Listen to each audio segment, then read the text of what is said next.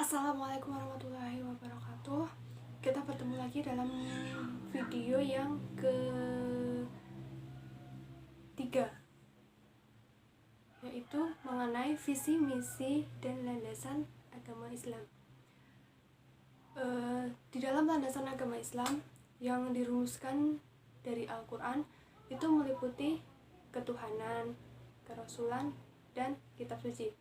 Langsung saja kita masuk ke materi yang pertama, yaitu kita akan membahas tentang Tauhid Rahamutiyah, ketuhanan yang Maha Rahman dan Rahim.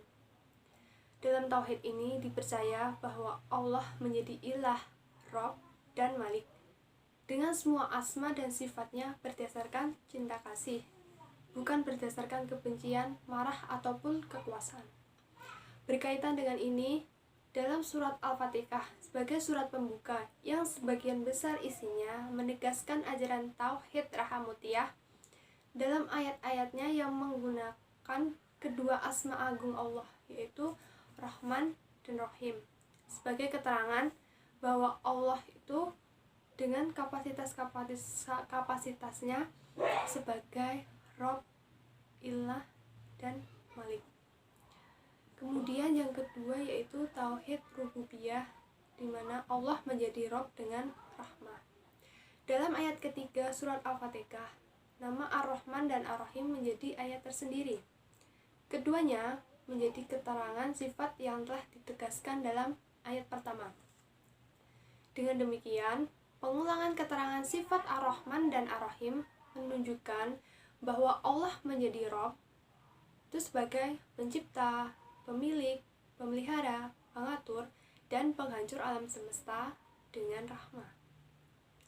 Selanjutnya yaitu Tauhid Uluhiyah, Allah menjadi Tuhan dengan rahmah. Dalam ayat pertama surat Al-Fatihah, Bismillahirrahmanirrahim, nama Ar-Rahman dan Ar-Rahim menjadi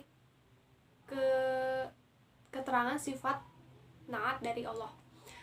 Para ulama berpendapat tentang sebutan Allah dengan bermacam-macam. Berdasarkan nama-nama yang banyak tersebut, maka ayat pertama dari surat Al-Fatihah menunjukkan bahwa Dia menjadi Tuhan yang berhak disembah berdasarkan rahmat. Selanjutnya yaitu Tauhid Mulkiyah, Allah menjadi penguasa hari pembalasan dengan rahmat. Di sini dengan pengulangan Ar-Rahman dan Ar-Rahim yang berhubungan dengan kapasitas Allah sebagai Malik Yaumuddin yang disebutkan dalam ayat keempat yang berbunyi Maliki Yaumiddin.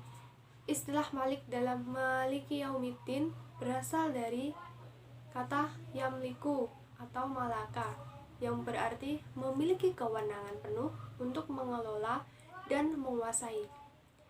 Adapun Yaumuddin sendiri yaitu hari pembalasan. Jadi Maliki Yaumiddin artinya adalah penguasa pada hari pembalasan.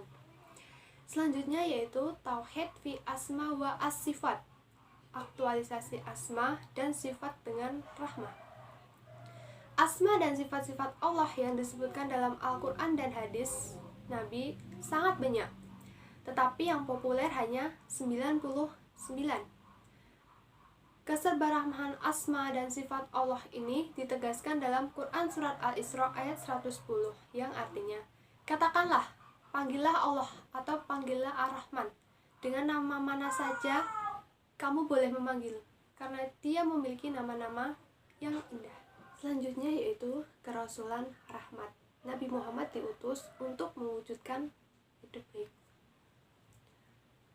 Landasan kedua dari agama Islam adalah kerasulan rahmat, dipertegas dalam Quran Surat Al-Anbiya ayat 107 yang artinya, kami tidak mengutusmu Muhammad kecuali sebagai rahmat bagi seluruh alam.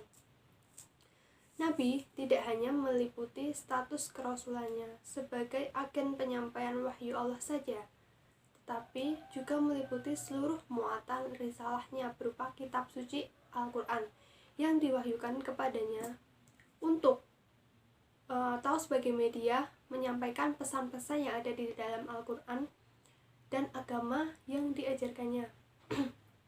Yang di dalam Al-Quran sendiri terdapat misi kerasulan, misi pembawa kabar gembira, dan misi pemberi peringatan.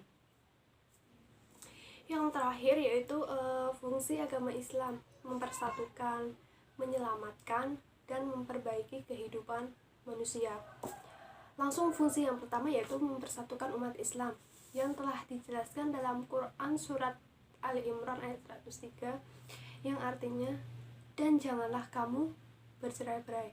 Maksud dari ayat Al-Quran ini adalah menyuruh manusia untuk bersatu dan jangan bercerai-berai. Kemudian fungsi kedua yaitu menyelamatkan umat manusia. Fungsi ini diungkapkan dalam Quran surat Ali Imran ayat 103 yang artinya, dan kamu telah berada di tepi jurang neraka, lalu Allah menyelamatkan kamu darinya.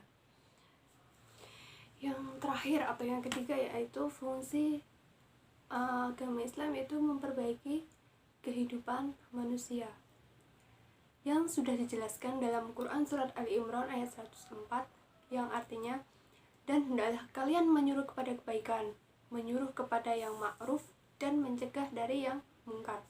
Merekalah orang-orang yang beruntung.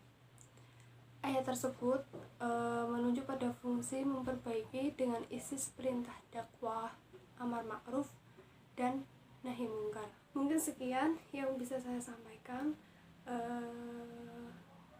Sampai bertemu di pertemuan selanjutnya.